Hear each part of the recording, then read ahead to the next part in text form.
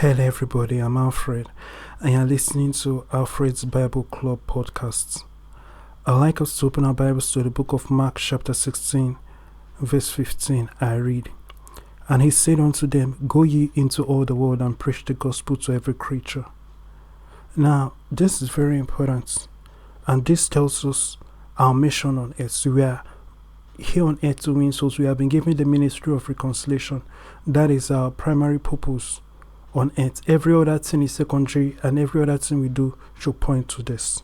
And now we are around the Christmas season. This broadcast, for those of you who are listening to it in the future and may not be listening to it around Christmas time, this was recorded during Christmas time, and I want to talk about Christmas. There is no greater opportunity or greater setup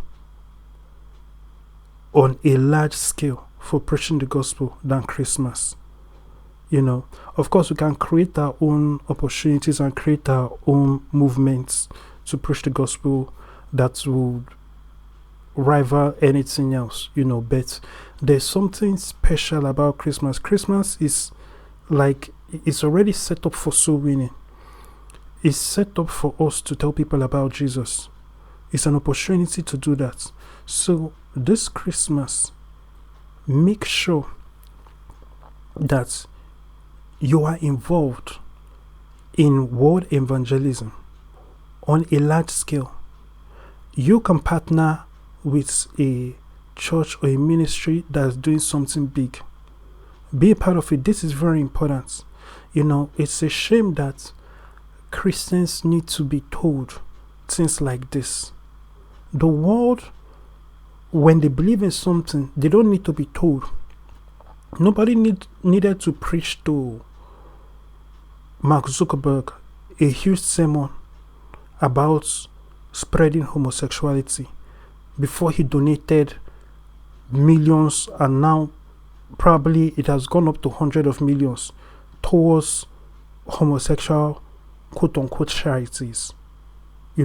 Organizations, non-profit organizations that push the homosexual agenda and quote-unquote are for equity, diversity and inclusion, especially targeted at pushing LGBT nonsense into different areas of society. Nobody preached a huge sermon to Mark Zuckerberg. He just gave because that's what he believes in. But it's a shame that Christians need a preacher to preach a huge sermon for them before they give. Nobody needs to do that. Nobody should have to do that. You yourself, if you believe in the gospel, you should know its importance. One of the convictions that you should have as a Christian is that the gospel is the only answer to mankind. You have to truly believe that Jesus is the way, the truth, and the life. Every other way is the wrong way. You have to understand that any solution to any of man's problem that exempts Jesus is temporal and is going to be destroyed. It is built on the flesh and it's built based on the principle of the house of the flesh, and it can be destroyed. Only that which is sanctioned by God, that which is anointed by the Spirit of God, can last. Only that which God is a part of can stand the adversity, especially from the devil. Every other thing that is built without God, the devil can tear it down. Even other men can tear it down. If men make you, men can break you. If you build whatever you build based on your own wisdom as a man and based on your own ability as a man, without God being a part of it, a stronger man can break it down. And the devil obviously can also destroy it. It is only that which God is involved in that has that invisibility to it. It's invisible, it cannot be destroyed. That has that permanence to it. So you should have this knowledge within you and see that, wow, all the things that people are doing left, right, and center to quote unquote make the world a better place, all the things that people are doing to quote unquote improve society, as long as God is not inside, as long as it exempts God, it is useless and it is nonsense. And any work they put, no matter how good it may look initially, they have not created a lasting work. It will be destroyed down the line, because it was not created by God. It is not something that is a product of God's plan. It doesn't have divinity backing it up. It is just a man-made solution. So that should show you that it is very important to back, as an agent of change, as an agent of God, someone who has the ministry of reconciliation. It's very important for you to be a part of using the gospel to change the world and impact the world. So this Christmas, make sure you partner with the ministry, or even you yourself, your ideas, God-given ideas. If you have any God-given ideas, anything that God has been leading you to do, this is the time. In addition to things like that, of course, there is preaching to people. It's easy for a lot of us to start conversations about sports with strangers, start conversations about the economy, about politics, about the government. But why don't we talk about Jesus? You don't need to know everything about Jesus. You don't need to know everything about the Bible. You don't need to have a Bible seminary degree. But the little you know, stay there and talk about that. And if someone asks you difficult questions that may be too high for you right now for you to answer, you cannot comprehend, bring it down. It's the same thing like if you were talking to someone about football, or let's say NBA basketball, for example. We're talking to them about a specific game between the Lakers and the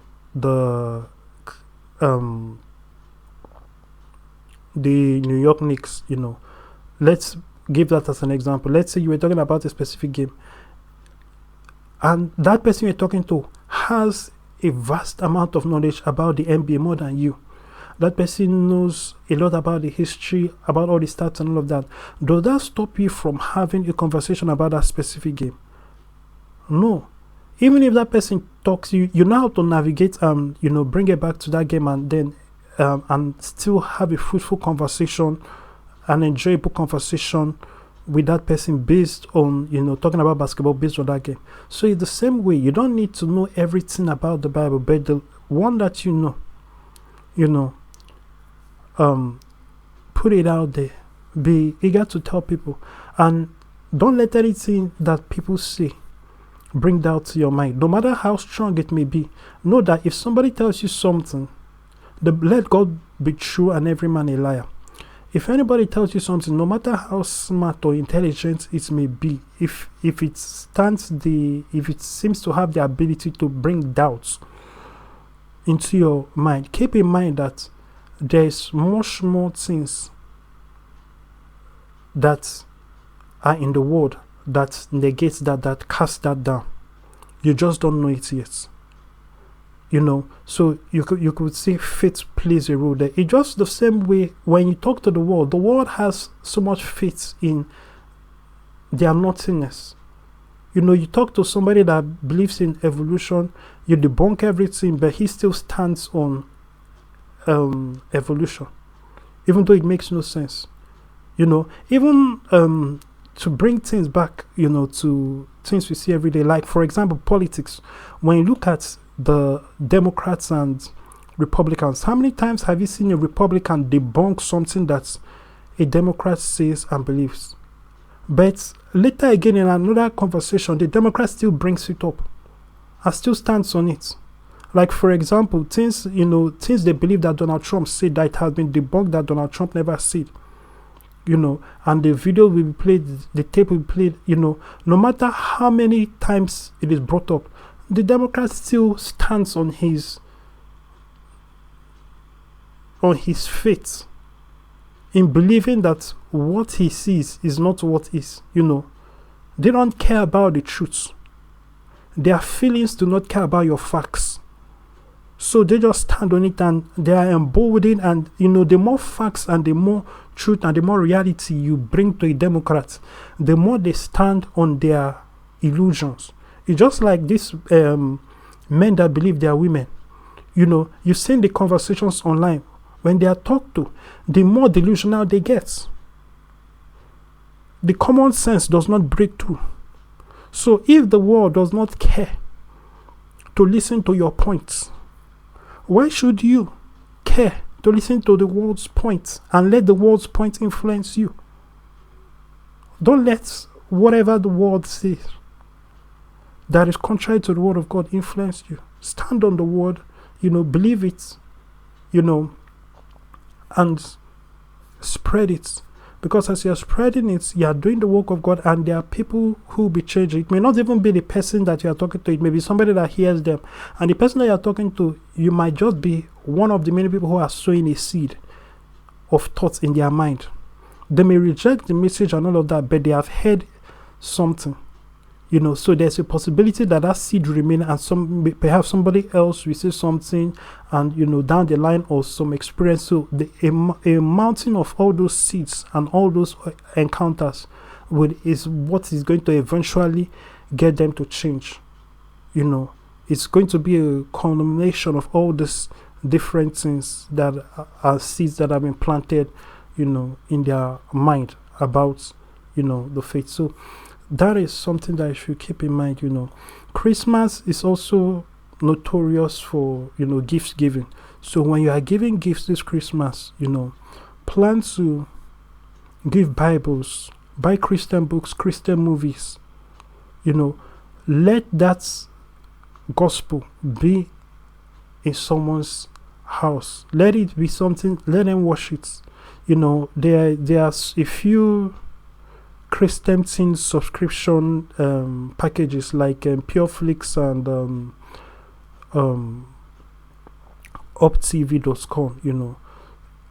There are other even Christian channels like Love World and the rest of them. So some of all those things you can gift them, subscription packs like that to Christian television, and give it to friends, neighbors, even enemies, co-workers. Spread the gospel, because keep in mind, at the end of the day, it's a war of ideologies, and the people who have the most ideology, what group have the most ideology, is the one that will run the world and call the shots. If it's the LGBT that have the majority of the ideology out there, if the majority of the population have the LGBT ideology, they are going to call the shots and dictate the shots and tell everyone else how they should live, and they will control politics and everything. If it's Muslims, it's going to be the same thing. It's the Muslims that are going to call the shots. But if it's the Christians, it's going to be Christians that call the shots.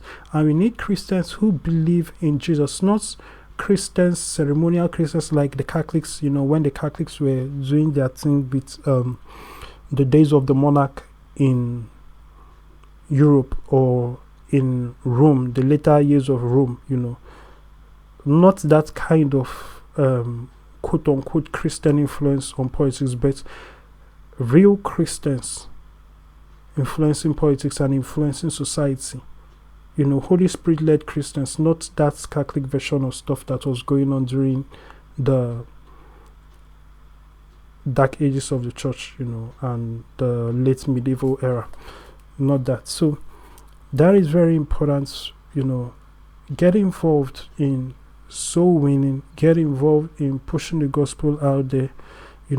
Take advantage of this Christmas season and spread this gospel to the ends of the earth.